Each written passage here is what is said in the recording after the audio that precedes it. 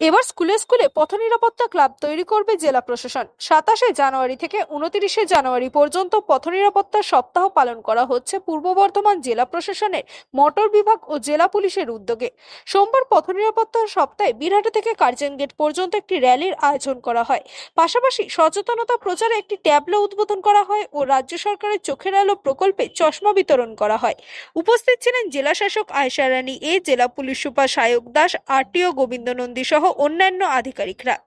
জেলা শাসক জানান, পথ নিরাপত্তা সম্পর্কে মানুষকে সচেতন করার পাশাপাশি স্কুলের পড়ুয়াদের সচেতন করতে স্কুলগুলিতে তৈরি করা হবে পথ নিরাপত্তা ক্লাব। আমরা এই সপ্তাহে পুরোটা পথ নিরাপত্তা রাজ্য সরকারের ইনস্ট্রাকশন মতো আমরা নিরাপত্তা সপ্তাহ পালন করছি। শুধু এক সপ্তাহের মধ্যে আমরা সীমিত রাখবো না। আমরা প্রত্যেকটা পূর্ব বর্ধমান জেলার বাসীর কাছে রিকোয়েস্ট করবো সকলের যেন সবসময় 365 দিন যেন পথ নিরাপত্তা মেনে চলতে।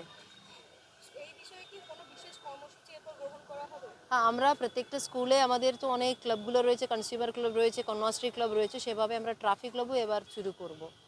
আপনার চোখে কি মনে হলো যে হেলমেট কেউ পরে কম যাচ্ছে? কি আপনি যে মঞ্চ থেকে বললেন যে আরও সচেতনতা মানে পুলিশ দৌড়লে আমি সেই জন্য হেলমেট পরবো, সেই জায়গা থেকে বেরিয়ে আসে যখন গাড়ি নিয়ে বাড়ি থেকে বেরোবে সেই সময়ের জন্য নিজের নিরাপত্তা, নিজের ফ্যামিলির সেফটির জন্য, সুরক্ষার জন্য সকলে যেন হেলমেট পরতে অনুরোধ করছি। পুলিশ সুপার সায়ক দাস জানান, শুধু পথ নিরাপত্তা সপ্তাহেই নয়, সারা বছর জুড়ে মানুষকে সচেতন করতে এই ধরনের বিভিন্ন কর্মসূচি গ্রহণ করা হবে। পথ নিরাপত্তা সপ্তাহ পালন চলছে, আপনারা সবাই জানেন। তারই পার্ট হিসেবে আমাদের আজকে সদর শহরে আজকে একটা র্যালি করা হলো, একটা ট্যাবলো ফ্ল্যাগ অফ করা হলো এবং যে চোখের আলো প্রকল্প আছে রাজ্য সরকারের, তার আন্ডারে আমাদের বিভিন্ন যারা বাস ড্রাইভার আছেন, যারা বিভিন্ন ট্রাক ড্রাইভার আছেন, তাদেরকে চশমা বিতরণ করা হচ্ছে।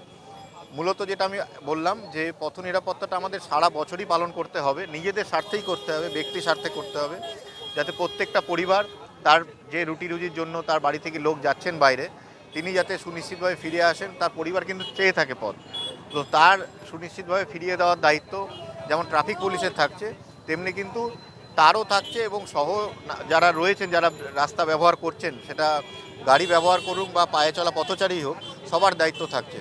তো এটা একটা অঙ্গীকার যেটা আমাদের সারা বছর পালন করতে হবে।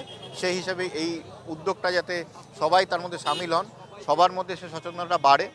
এসডিএসএল প্রোগ্রামে আপনারা জানেন যে পাবলিকের মধ্যে সচেতনতা অনেকটা বেড়েছে, কিন্তু সেটা যাতে আরও বাড়ে, সেই হিসেবে এটা বিশেষভাবে আজকে এক প্রোগ্রামটা করা হলো। আমরা অলরেডি বিশ্ববিদ্যালয়ের সঙ্গে ওটা 31 তারিখ খুব সম্ভব 31 তারিখে ওটা গ্রহণ করা হয়েছে বিশ্ববিদ্যালয়ের সেমিনার হলে। আমরা ওখানকার স্টুডেন্টদের নিয়ে একটা পথ নিরাপত্তা সচেতনতা শিবির করব। একই সাথে ক্লাব, পথ নিরাপত্তা ক্লাব এটা তৈরি করব। এইভাবে প্রত্যেক স্কুলে এসডিও বিডিও সাহেবদের ম্যাডাম নির্দেশ দিয়েছেন যে স্কুল কলেজ প্রত্যেকটা জায়গাতে মোটামুটি যাদের 18 কাছে বা 18 ঊর্ধ্বে এই বয়সীদের নিয়ে একটা পথ নিরাপত্তা ক্লাব প্রত্যেক স্কুলে গড়ে তোলা।